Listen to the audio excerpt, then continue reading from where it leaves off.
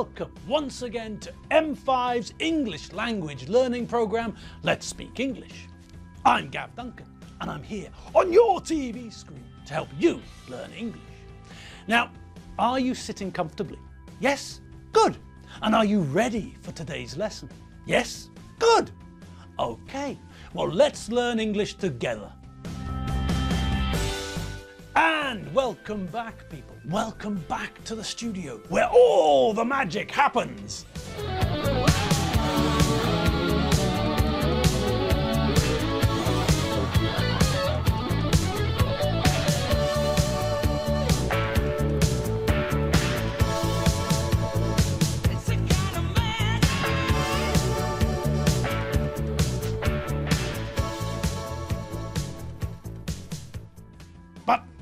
Not like that, obviously. Okay, moving swiftly along, let's forget about Chinese magicians and get stuck into today's lesson. Now, we're going to learn more and more about what the blinking flip is going on with Tim, Lizzie, Alfredo, Dave, the security manager of the supermarket, Doreen and John very soon. But, as you might have guessed, there is one little piece of vocabulary that I think we should look at before we dive into the Benchfield mystery. So, let's get that out of the way, done and dusted, and then we can get on with unfolding another facet of the mystery. Okay? All right then, here we go. Now, the word I want us to quickly look at is the noun cliffhanger. This is a word we often see when we're talking about TV serials. Okay, so quickly, what's a serial? Well, when we say the word serial, it's got exactly the same pronunciation as the word cereal. These two words are homophones. Do you remember assistants and assistants? Think about the trouble that Warlock caused at the house party when he didn't understand the difference. Okay, so these two words are homophones. They sound the same, exactly the same. All right, but what do they mean? Well, the word cereal, spelt C-E-R-E-A-L, means two things. Firstly, cereals are grains that we use as food, things like maize, rye or wheat. The second meaning, the one that most people use, is more common, and this meaning is breakfast food, which is made from grain and which we normally eat with milk. Think about what kids, and some adults, but mainly kids, have for breakfast. Yes, cornflakes, Rice Krispies, Raisin Bran, Special F, all of those dry foods that you pour into a bowl and then pour milk on top. These are all cereals. So, if someone asks you what you have for breakfast, you might say something like, well, this morning I was in a rush, so I only had time for a bowl of cereal. Maybe you normally like to have a cooked breakfast. Eggs, bacon, sausages and things like that. But this morning you were in a rush. You woke up late, and because you were in a rush, you didn't have time to make a cooked breakfast. So you looked about the kitchen for the quickest possible breakfast, and there you spotted a packet of cereal. So quickly you poured some cereal into a bowl, then you poured some milk on top, and then, well, then your breakfast was ready. So you wolfed it down and legged it out of the house. Simple. Okay, so that's the most common use of the word cereal. When you go shopping, there's a whole section of the supermarket filled with breakfast cereals and muesli and stuff like that. Things that you're meant to eat at breakfast time with milk. Okay, now what about the other spelling? Well, the other spelling of the word we pronounce as cereal is S-E-R-I-A-L. Exactly the same pronunciation, but a different word. A completely different word. When we use the word serial, we're normally talking about a story which is shown on TV or broadcast on the radio as a series.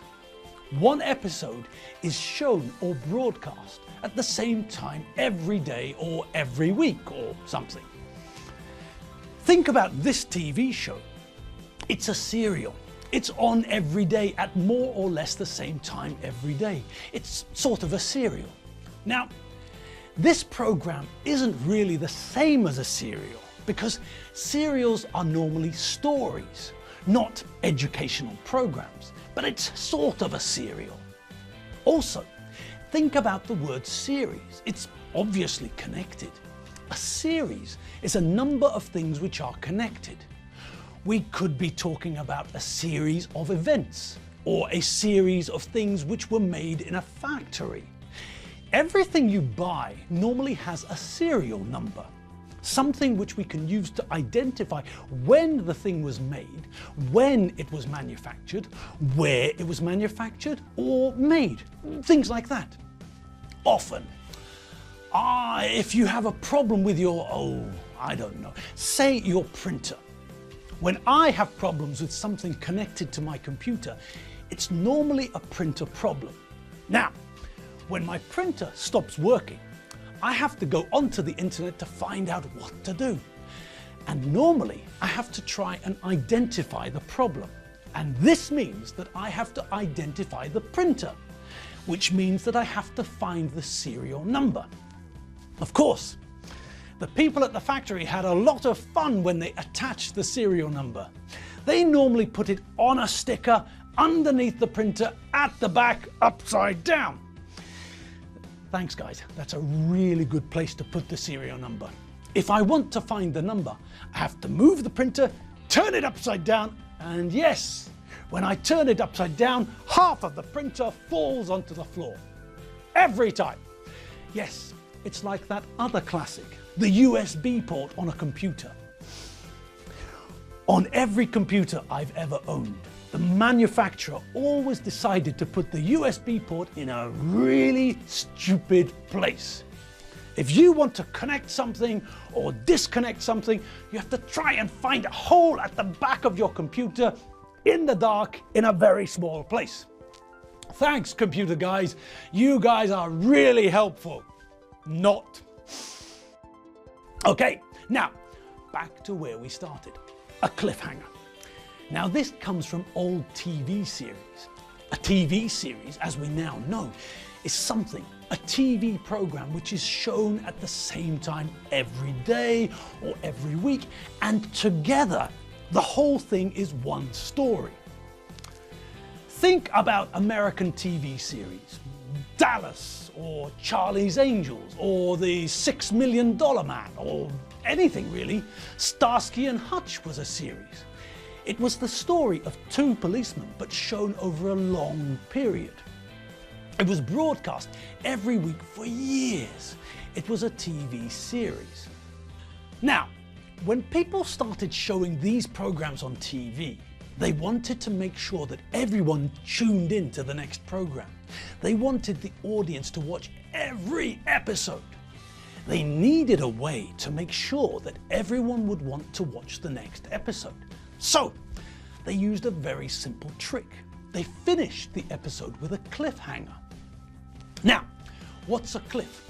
A cliff is a steep rock face. If you're traveling to Britain by boat from France, then you might see the white cliffs of Dover. Okay, so that's an example of a cliff. Well, some cliffs. All right, and what about the verb to hang? Well, the verb to hang means to suspend something so it's fixed at the top, but the bottom part is free. Think about what you do with your washing when you take it out of the washing machine. If you want to dry your clothes outside in the garden, then you take your clothes outside and hang the washing on the washing line. You connect the damp clothes to the washing line at the top. You suspend the damp clothes from the washing line using a clothes peg, and the bottom of the clothes hangs free. It's the same thing that you do when you put a picture up on your wall. You put a nail or screw into the wall and you hang the picture from that nail or screw. You suspend the picture from that point at the top, and the bottom of the picture hangs free. Okay, now put the two ideas together and what do you get? Yes, that's right. You get a very dramatic situation, don't you? Yes. So, that's a picture of someone hanging from a cliff. And as we can see, it's a very dramatic image. So, this is what the TV people did. They finished the show, the serial, on a cliffhanger.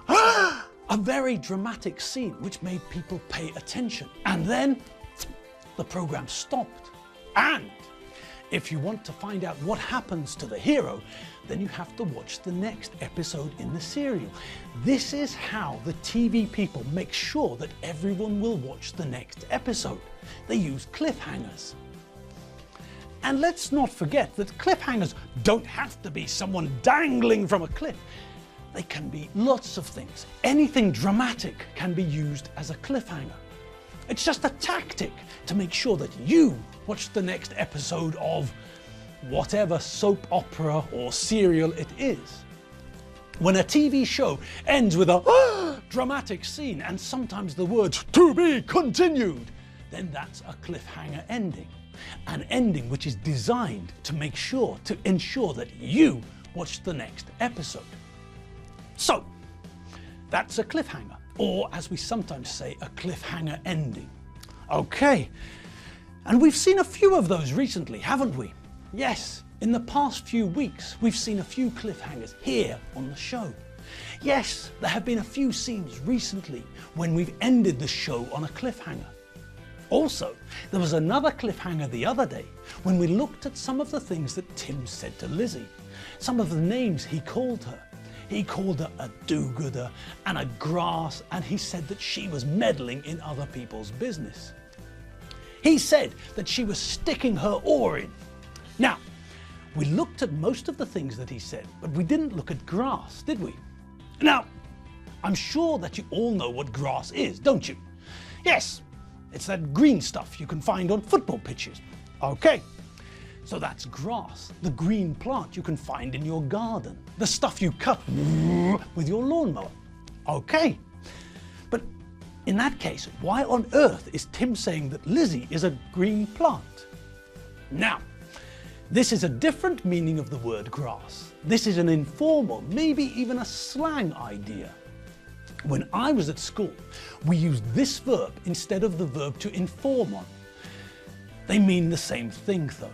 If I know that Clint and Lohan broke a window at school, I can go to a teacher and tell the teacher who broke the window. If I do this, then I am informing on them. I am telling the police, well, the teacher, who did something bad. I'm an informer. Now, a grass is the same thing. It's just an informal synonym.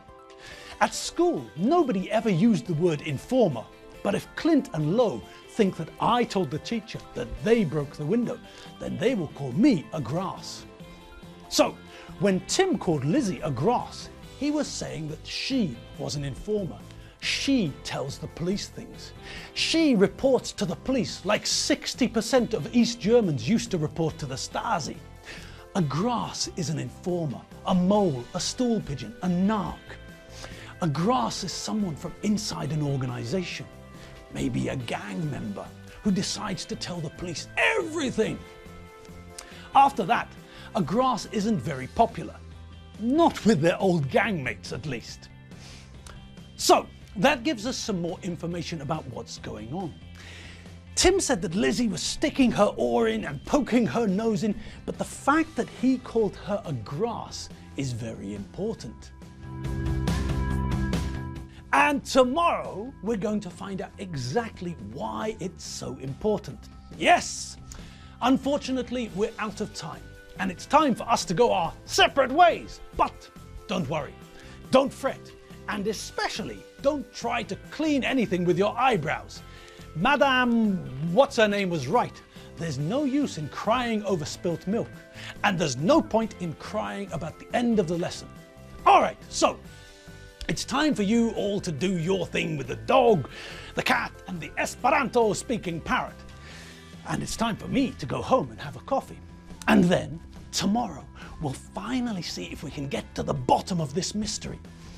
All right, people, remember to have fun, and remember, if you have time after you've walked the dog, fed the cat, and practiced Esperanto with the parrot, if you've got some spare time, then check out the website. You all know the one with all the K's, www.mediaclick.hu. See you tomorrow. Have fun. See you later. Bye.